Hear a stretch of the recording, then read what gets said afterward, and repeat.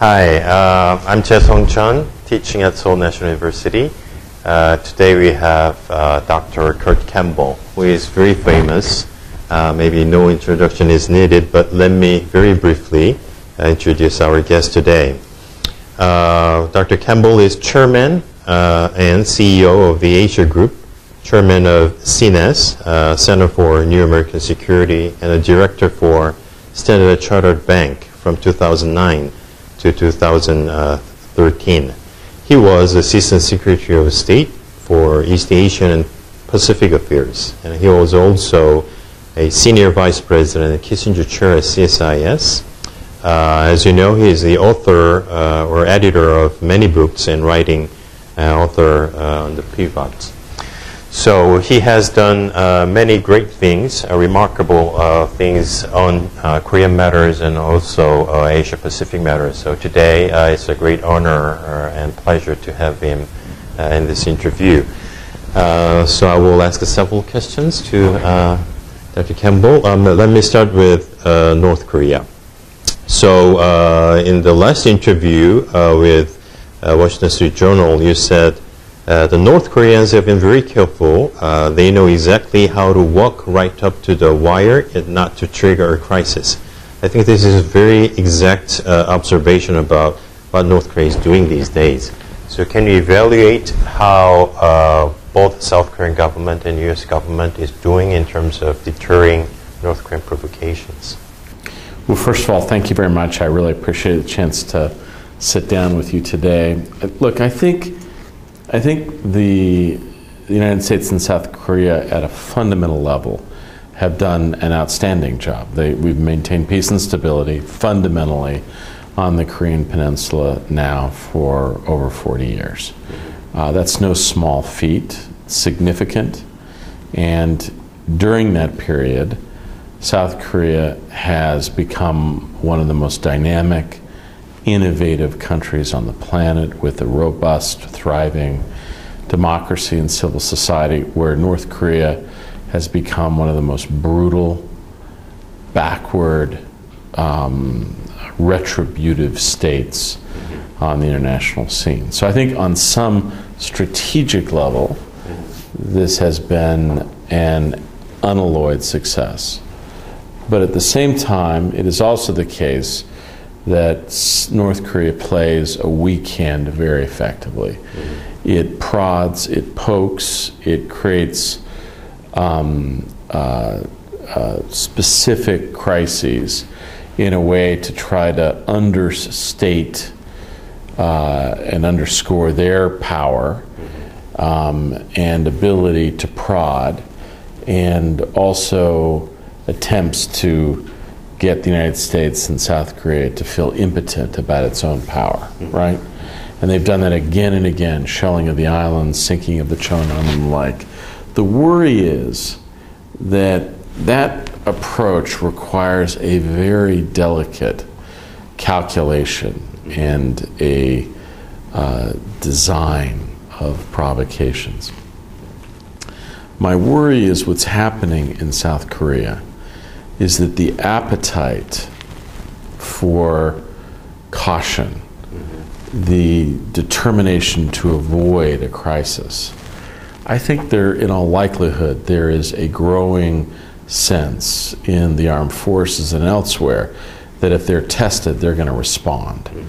And so I think inadvertently, North Korea could miscalculate and trigger exactly the kind of crisis that they seek to avoid.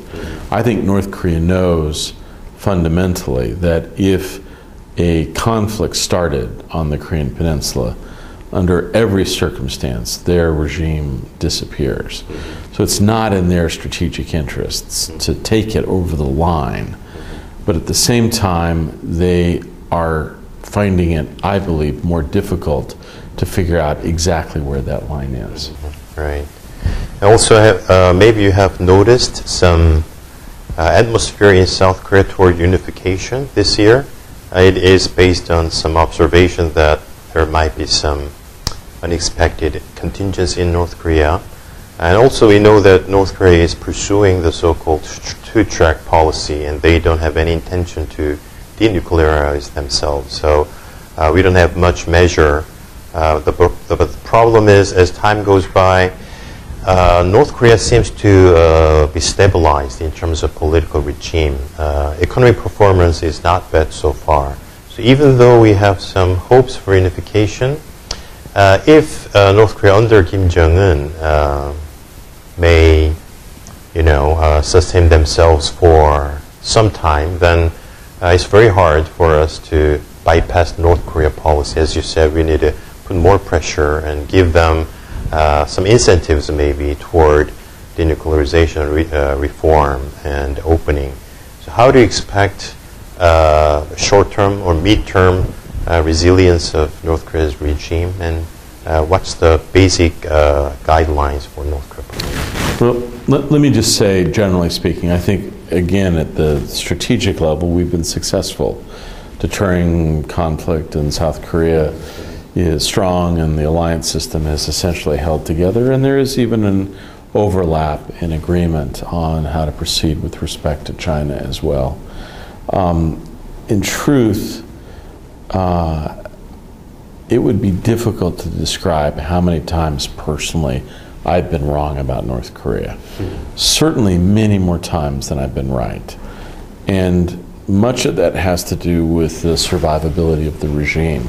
I thought in the 1990s, during the famines, that there was a very real chance that North Korea would go through instability. And of course it made it through that. I think it's very hard to predict. And in fact, there may be a time where we come to believe that everything looks very stable, only to find, suddenly something happened. I think the nature of the North Korean regime, it is by nature unpredictable, rather fragile, and dealing with internal forces that we can't fully understand. So I would be of the view that we should find ways to talk with North Korea, but also recognize that they're facing enormous internal pressures. And increasingly, much of their wherewithal, modest though it may be, comes from China. Right. In China, these days, North Korea under Kim Jong-un has done many reckless, provocative things, which actually, perplex Chinese position. And we need Chinese help, but unless China has some relations with North Korea, it's very hard to have China on our side as a facilitator, all these things. And you also once told that, in summary, we need to have some strategic dialogue with China about the future of North Korea, maybe between US and China, or among China, South Korea, and the United States. But it's very hard. Maybe Chinese do not want to talk about it. So how can we engage China in dealing with North Korea in the mid or long-term process? Well, look, I do believe that it is important that we try. I think South Korea should try to have some independent dialogue with China. I think that's in our best interest, and I think we should try other formats as well. It is the case that the Chinese are remarkably demurring when it comes to contemplating, next steps on the Korean Peninsula. But I'm convinced that if we talk, they will listen. And what's as important, I'd love to hear their perspectives on particular issues, but at least by talking to them, they can hear ours. And that may animate their thinking, and it could dispel some myths about what they think the United States or other countries would do in a crisis. And these days, the Chinese scholars or the officials say, after unification, what are you going to do to South Korea? Are you going to maintain the alliance with the United States? So the future foreign policy of unified Korea, that idea will affect how Chinese will behave now, because they have a very much calculating scheme these days. So do you have any idea about unified Korea's relationship with the United States? The majority here thinks that alliance is important. Look, not just a majority, but a strong majority. In fact, I think you could make an argument that the U.S.-South Korean relationship has never been stronger. But ultimately, this is up to the Korean people. We're not going to force our alliance or engagement on anyone.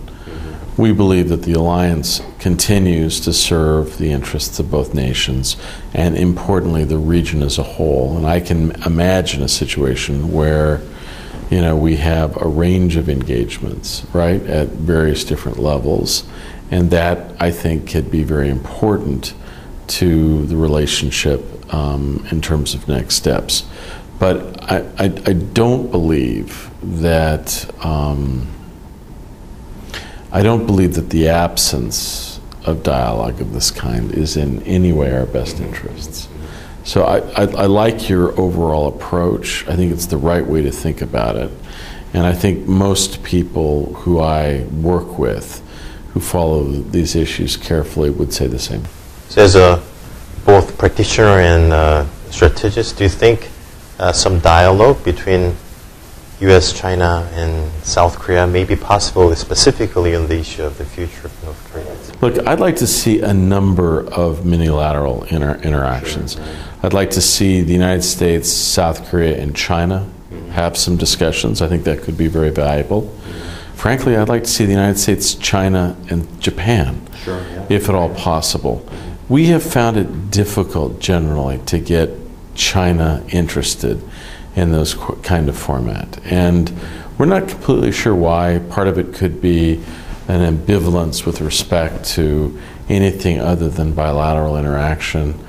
It could be a sense that it just doesn't serve Chinese strategic interests, but it's clear to me that it's important. And in that regard, you know, we welcome the movement by China and the United States last year about establishing so-called new type of major power relationship in Sunnyland last year. And in our North Korea policy and inter-Korea relations are quite much dependent upon the relationship between U.S. and China. Some hasty theorists may think that there is a inevitability of clash, which leads us to inevitability of choice. I think it's wrong.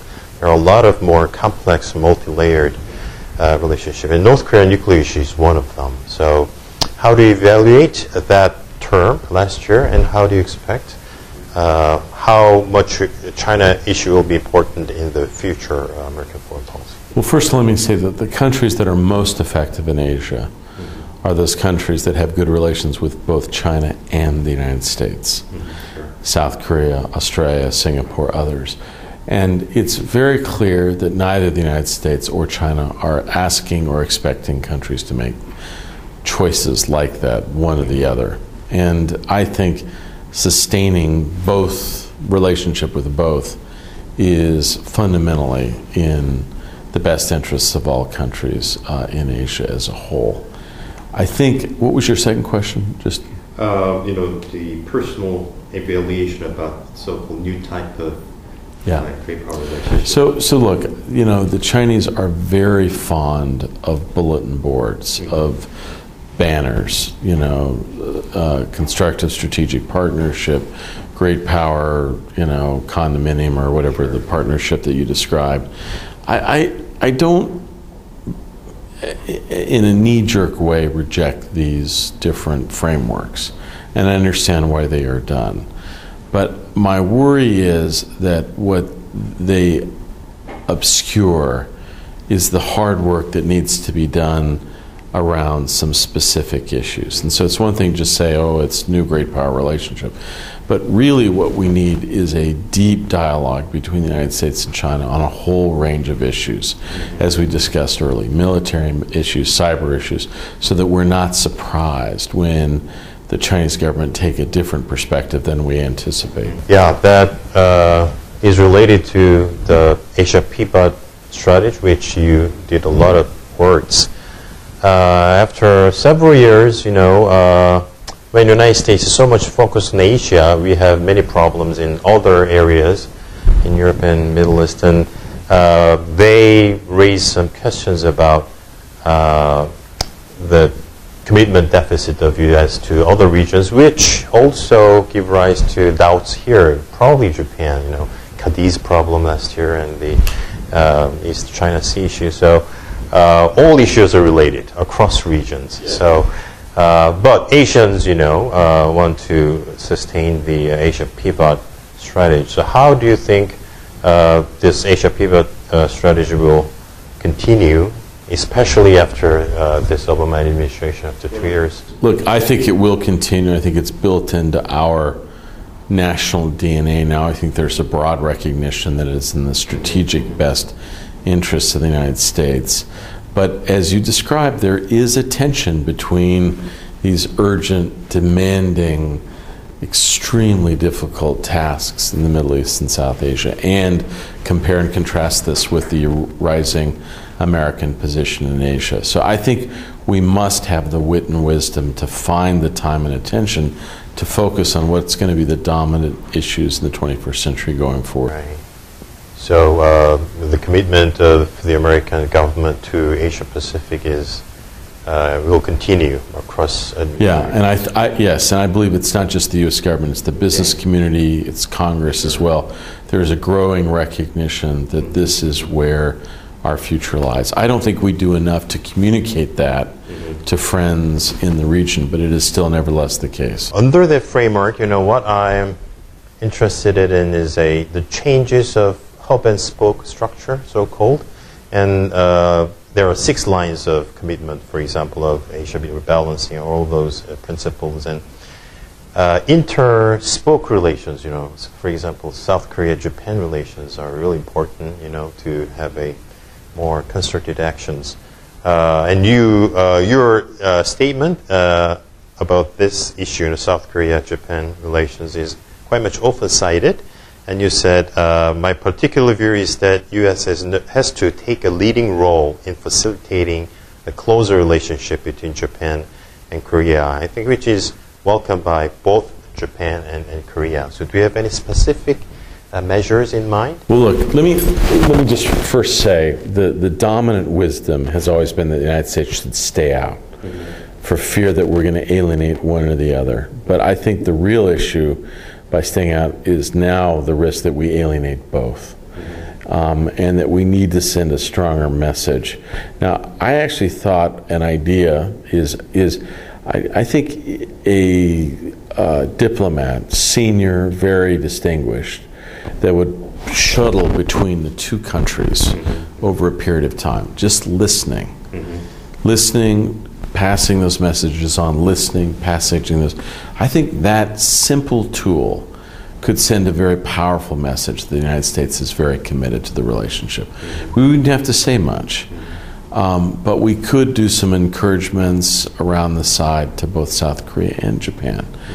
Ultimately, I would like to see the relationship better, and then as a consequence, also a rebuilding relationship between Japan and China as well.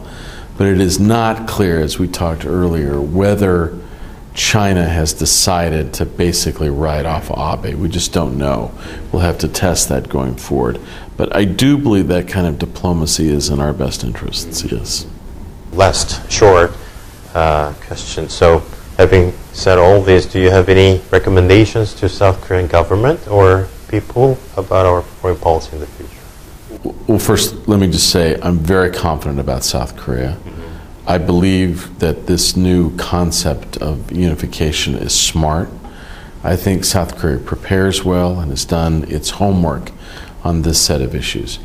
My biggest advice is be clear and firm with Chinese friends and recognize the role they play with respect to North Korea. I think it is also the case that what you need to understand is that we're dealing with a series of rising nationalisms in Asia that will make it much more difficult going forward. And those nationalisms reside not just in Japan and China and Myanmar and Burma, but they lie in South Korea as well. And I think that's going to be an animating feature of the diplomacy going forward. Let me conclude this wonderful talk with Dr. Campbell. Thank you very much. Thank you. My honor, really. Thank you.